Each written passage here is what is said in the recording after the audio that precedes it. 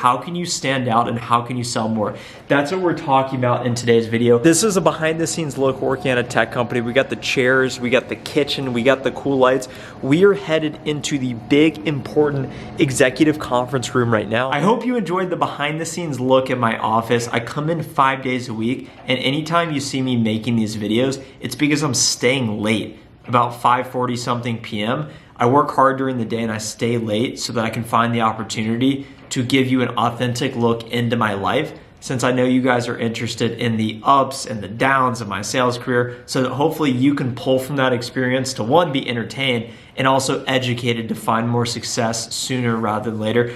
This is a special video here today, guys. We are going deep, and let me explain, and I'll also break down what you're seeing on the board here in the moment. It's the top attributes of the sales profile that finds more success in their job compared to other profiles, opposed to lone wolf, relationship builder. We're talking about how to be a challenger salesperson today. I think you're gonna come away knowing something you didn't know before this conversation. I first wanted to share with you, since we're pseudo behind the scenes here, if you didn't know, over 500 videos have been posted on this channel. It's something I'm really proud of. I posted a poll on the community tab and asked, hey, I don't wanna be repetitive. I wanna provide as much value as possible. What topics do you want to see me talk about? I put sales, I put crypto, I put personal finance, I put real estate, and then I think other.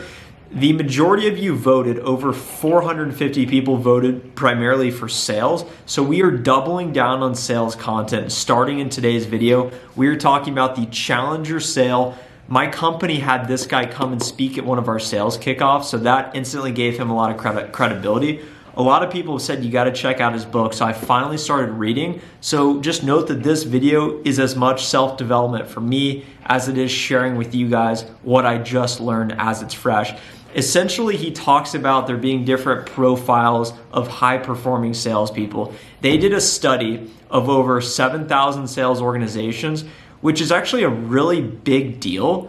Because usually it's hard to get statistically relevant data, because in B2B sales, you could be selling a small, non-complex product, or you could be selling an expensive, complex, long deal cycle product like software, like solution sales. The majority of you who watch this channel are looking to get in software sales or are already in software sales. So what you're selling is expensive, it's complex, and it's a competitive environment. So how can you stand out and how can you sell more? That's what we're talking about in today's video. If you're excited for the sales content and you'd like to support the channel, smash the like button now and subscribe for more sales videos. So look, the challenger sale, this is the profile they broke down. What I want to highlight first and foremost is there's 5 different sales persona styles: lone wolf, relationship builder, challenger sale. That's what I'm going to focus on today. Essentially, the lowest performing reps were relationship builders. Reps that when a problem comes in, they instantly drop everything to say, I'm going to solve this customer's problem. The reps that really try and go deep with customers in the hopes that they can upsell them and continue to sell them down the line. That's actually the worst way you can be selling in software sales. The best way you can be selling is the challenger sale model. And there are 6 attributes that help you really embody what a challenger salesperson is. And I'm going to go down one by one and share my experience and my relationship with it and how I'm trying to work on it. Starting with number 1, offers the customer a unique perspective. What you sell isn't as important as how you sell it, especially in software sales. It's critical to bring unique ideas and creativity to the sales process so that you can get your customer to think differently. If you're coming in with the cookie cutter, hey, out of the box, hey, it's automated, hey, it integrates, hey, ease of use is great. That's what everyone's saying. That's what all your competitors are saying. So how can you get your customer to think differently? And it starts with you having a deeper understanding of your product, your services, your company's positioning in the marketplace, and your customer's organization and your customer's role, what they care about, what are the problems, challenges they're facing. Also, it's raining like crazy outside, so there may be a bit of ambient noise to this video. Taking us into attribute number 2, has strong two-way communication skills.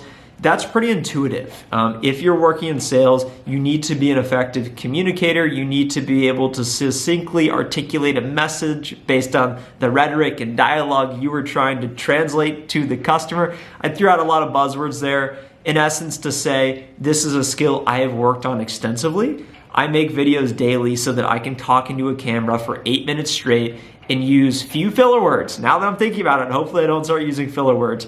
Nonetheless, transition word, it's important to be able to communicate your ideas and not just share your ideas. Also listen as well. Two-way communication skills. Just like you're listening to me right now, you are embodying what it means to be a good listener, since you can't actually say anything back, but you can drop a comment below for the algorithm. Let me know you're there. Let me know you're a real person. If you don't know what to comment, comment the eraser emoji. I'm pretty sure there's a pencil eraser emoji, but this is a dry erase marker emoji. No, just comment the eraser emoji below. Into number 3. Knows customer value drivers. And also stick around until the end, and we're going to talk about what these 3 red words mean. These are probably the most important takeaways of the video and really summarize the takeaways that you can apply in your sales job. Knows customer value drivers. What this means is the individual customer. So what is your buyer persona? Is it the director of procurement? Is it the head of IT? Is it the chief people officer, the person running HR? Is it the head of sales? Understand who is your buyer and what are the common challenges they face. For example, if you're selling to the leader of people, human resources, they care about attrition, retention, employee engagement, productivity, you showing up to work, you being happy, you getting the job done. That's what they care about. So research your buyer persona and know typically what they care about so that you can better align your solution to what they are actually thinking, and words that align with them, like diversity, equity, inclusion, like well-being, like engagement. I happen to sell to that buyer persona, so I understand it very well, but think about that and what it means for your own role. Taking us into number 4, this is when it really starts to heat up. Business value drivers. So we're going from more of the micro, the individual prospect, what they care about, to the macro, 30,000 foot view, understanding the customer's business. A senior sales leader at my company recommended reading Good to Great to help with this, which is why I started, and we made a recent video talking about level 5 leadership and how organizations can go from good to great and change performance. When you're working with your customer, you need to share with them how your solution, which is pretty abstract, is going to help them recognize tangible business value, typically in the form of increasing revenue, reducing cost, or mitigating risk. But in order to understand the value drivers of their business, if they're a public company, go read their annual report. Go read what's in the 10K. Go read what are the strategic initiatives of the company, and you'll find it in literally 2 seconds and say, okay, my company can help with that. Let's align to that and let's focus on it. If they're private, you need to put those two-way communication skills to the test and ask them, hey, what is important?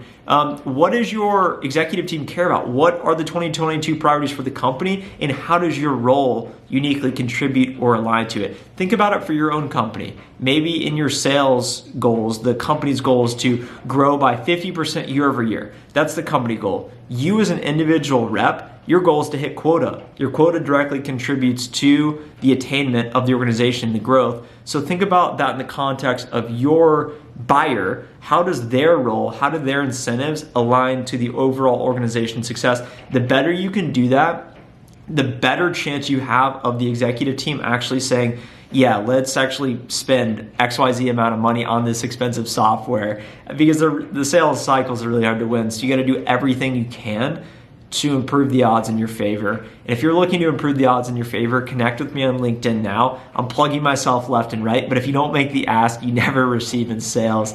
Let's continue down the list. So comfortable discussing money.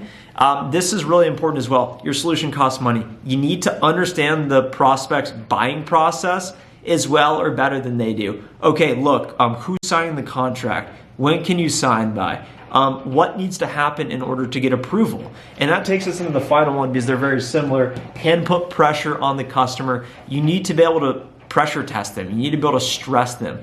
Hey, the customer asked for a discount. If I give you a discount, then can you sign by XYZ day? You need to put pressure on them so that you can push them through the buying process, because it's not organic and it's very difficult. Once you get a verbal, them saying, I want to do it, that's when your job begins. That's when you got to navigate through the procurement process, legal, IT, red lines.